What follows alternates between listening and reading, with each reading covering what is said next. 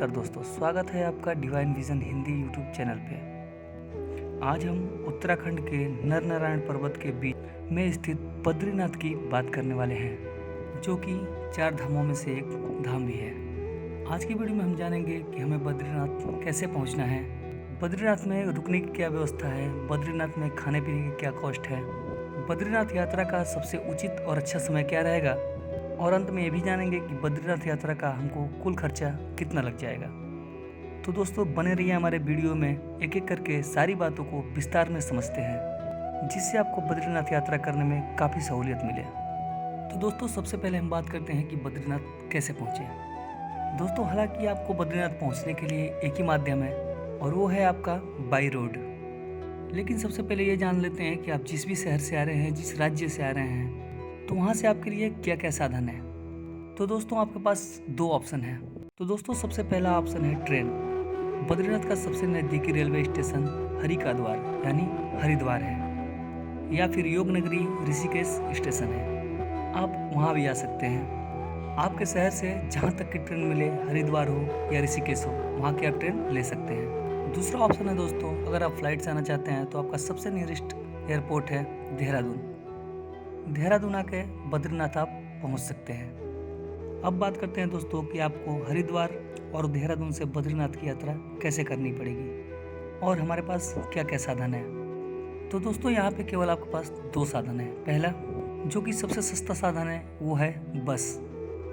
दोस्तों वहाँ पे सरकारी बसेस चलती हैं और कुछ प्राइवेट बसें भी चलती हैं, तो आप बस के द्वारा बद्रीनाथ पहुँच सकते हैं। सबसे पहले बात करते हैं कि जो हरिद्वार से बद्रीनाथ की दूरी है वो 315 किलोमीटर है, और ये 315 किलोमीटर की दूरी तय करने में आपको बस से लगभग 11 से 12 घंटे लग जाते हैं। और अगर आपकी ट्रेन ऋषिकेश तक है तो ऋषिकेश से आपका 20 किलोमीटर कम पड़ जाता है, यानी कि 295 किलोमीटर। लेकिन दोस्तों मेरा सुझाव यह है कि अगर आप ट्रेन से आ रहे हैं तो हरिद्वार ही उतरें, क्योंकि हरिद्वार से बद्रीनाथ की बसें बहुत ज़्यादा मिलती हैं, जिसमें आपको अच्छी सीट भी मिल जाएगी। बात करते हैं दोस्तों कि यहाँ पे बस की टिकट का रेट क्या रहेगा। तो दोस्तों आपका एक टिकट का जो किराया है 550 से 600 रुपये तक लगते हैं। और दोस्तों इस बस का टिकट हम लोग कहाँ से निकालें, तो आप जब हरिद्वार पहुँचेंगे तो बस स्टैंड पे बहुत सारे ट्रेवल एजेंट हैं, वहाँ से आप टिकट आसानी से ले सकते हैं। एक और इम्पोर्टेंट बात बता देते हैं दोस्तों, जो हरिद्वार से बद्रीनाथ की डायरेक्ट बसें हैं वो यहाँ से बहुत कम मिलेंगी। हो सकता है आपकी ट्रेन दोपहर में आए, या हो सकता है आपकी ट्रेन रात को आए वहाँ पे। तो रात में तो आपको बद्रीनाथ के लिए बसेस नहीं मिलेंगी, क्योंकि उल्टी सीधी सड़क और पहाड़ी एरिया होने की वजह से रात को बसें नहीं चलती हैं। दोस्तों अगर हरिद्वार से डायरेक्ट बसें बद्रीनाथ के लिए नहीं मिलती हैं तो आप बस पकड़िए वहाँ से जोशीमठ के लिए। जोशीमठ वो जगह है जहाँ से बद्रीनाथ की दूरी केवल 45 किलोमीटर रह जाती है। जोशीमठ के लिए आपको बसें अवेलेबल हो जाएंगी, तो आप हरिद्वार से जोशीमठ के लिए बस पकड़ सकते हैं। और जोशीमठ से जो आपकी बद्रीनाथ की दूरी रहेगी वो जीप से या टैक्सी से आप कर सकते हैं। दोस्तों जोशीमठ से बद्रीनाथ का किराया जीप वाले 100 रुपया पर पर्सन लेते हैं, वो आपको बद्रीनाथ पहुंचा देंगे। दूसरी बात करते हैं दोस्तों कि अगर हम फ्लाइट से आते हैं तो बद्रीनाथ जाने के लिए हमको बस मिलेगी या नहीं मिलेगी। दोस्तों देहरादून से भी आपको बस मिल जाएगी। अगर आप देहरादून भी आते हैं तो देहरादून से भी आपको बस मिल जाएगी। आप बस स्टैंड जाइए, वहाँ से बद्रीनाथ की बस मिल जाएगी।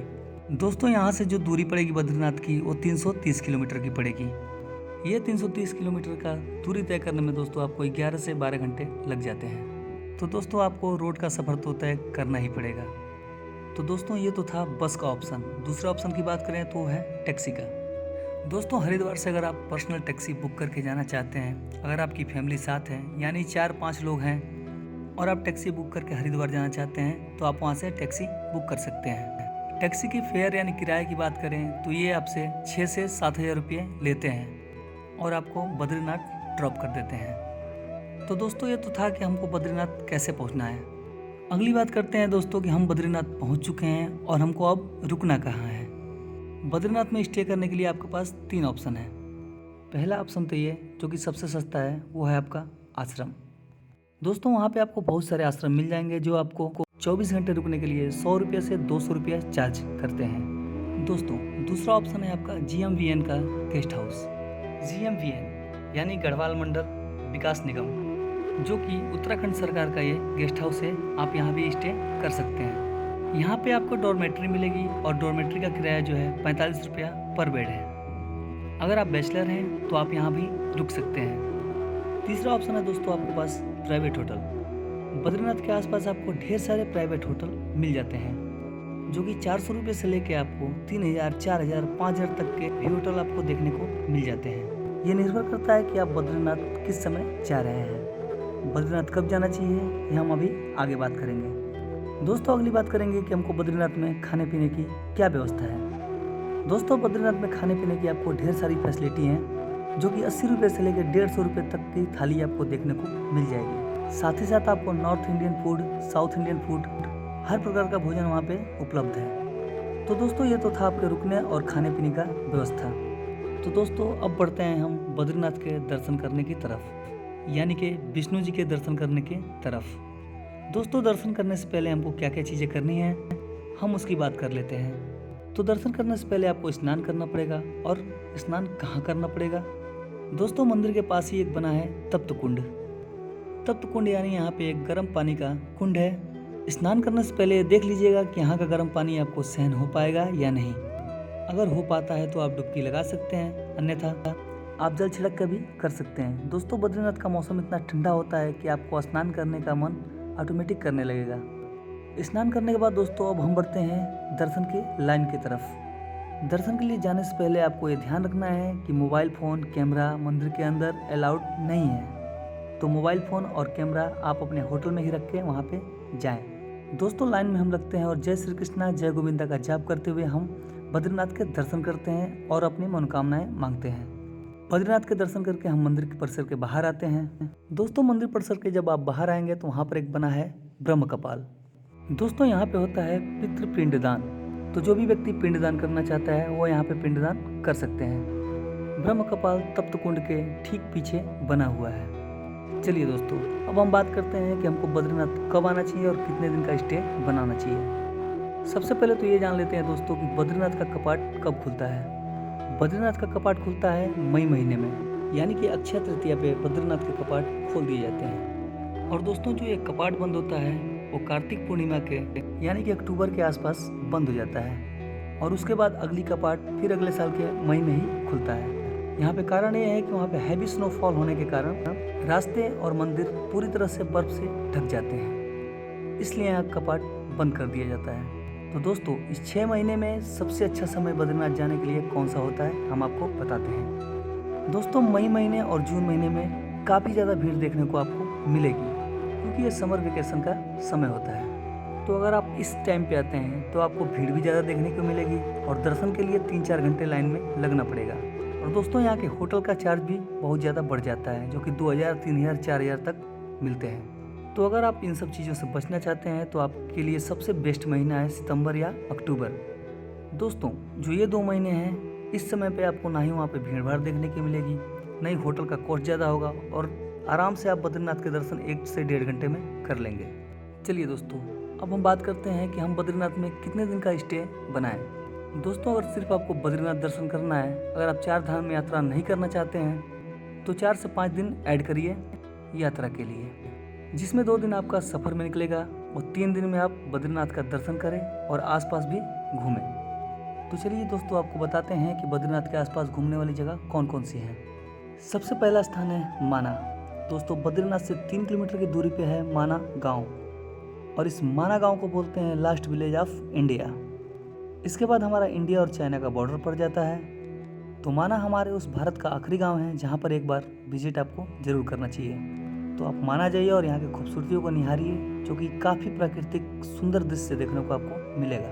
अगला स्थान है दोस्तों आपका विष्णु जी का चरण पादुका। 2.5 किलोमीटर पर्वत की चढ़ाई चढ़ के आपको जाना पड़ेगा विष्णु जी के चरण पादुका के दर्शन करने। दोस्तों माना जाता है कि जब विष्णु जी धरती पे आए थे तो अपना पहला चरण इसी स्थान पर रखा था। तो आप यहाँ पे जाइए और यहाँ के भी दर्शन कीजिए। तो दोस्तों बढ़ते हैं हम अगले स्थान की तरफ। तो दोस्तों आपका अगला स्थान है व्यास गुफा। दोस्तों माना से आधा किलोमीटर और वॉकिंग डिस्टेंस पर यह व्यास गुफा पड़ता है। यहाँ पर व्यास जी का गुफा है, तो आप व्यास जी के दर्शन जरूर करिए। व्यास गुफा के थोड़ी दूर पे बनाया है दोस्तों हमारा गणेश गुफा। यहाँ गणेश जी का गुफा है, तो आप गणेश जी के भी दर्शन करें वहाँ पे। उसके बाद दोस्तों बढ़ते हैं हम अगले स्थान की तरफ, तो वो है भीम पुल। यहाँ भीम के द्वारा निर्मित की गई पुल है। कहते हैं जब पांडव स्वर्ग की तरफ जा रहे थे तो यहाँ पे सरस्वती नदी का बहाव बहुत तेज था, तो भीम ने एक पहाड़ की शिला उठा के इस सरस्वती नदी पे रख दिया था। तो इसी पुल के द्वारा पांडवों ने ये नदी पार किया था और इस पुल का नाम रख दिया गया भीम पुल। और दोस्तों हम आगे बढ़ेंगे तो वहाँ पर मिलेगा सरस्वती माता का मंदिर। वहाँ पे जाके आप सरस्वती माता के दर्शन कीजिए और आप पैदल अगर 15 मिनट आगे चलेंगे तो आपको मिलेगी एक दुकान। दोस्तों ये दुकान ऐसी वैसी नहीं है, इस दुकान का नाम है हिंदुस्तान की अंतिम दुकान। ये दुकान चाय नाश्ते की है, तो इस दुकान पे आप चाय नाश्ते का स्वाद जरूर लीजिएगा ताकि ये मेमोरी आपको हमेशा बना रहा है कि हमने हिंदुस्तान के अंतिम दुकान की चाय पी है। तो दोस्तों ये सारे स्थान थे जहाँ आपको बद्रीनाथ में विजिट करना है। इस तरीके से आपको यहाँ पे दर्शन करना है। तो चलिए दोस्तों लास्ट बात करते हैं कि बद्रीनाथ धाम का कुल यात्रा का कुल खर्चा कितना आएगा। तो दोस्तों हम आपको बता दें कि एक आदमी का खर्च यहाँ पे 3 से 4 हज़ार रुपये आएगा। इन 3 से 4 हज़ार रुपये में आपका बद्रीनाथ यात्रा कंप्लीट हो जाएगा। दोस्तों इस कॉस्ट में मैंने आपके किसी भी तरीके का ट्रेन के टिकट और फ्लाइट के टिकट को इंक्लूड नहीं किया है। तो दोस्तों आप अच्छी तरह समझ गए होंगे कि बद्रीनाथ यात्रा हम कैसे करें। तो दोस्तों अगर हमारी दी हुई जानकारी आपको अच्छी लगी हो तो हमारी वीडियो को लाइक और शेयर सब्सक्राइब जरूर करें ताकि आने वाले सभी वीडियो आपके पास सबसे जल्दी पहुँचें। आपका दिन शुभ हो। जय श्री कृष्णा।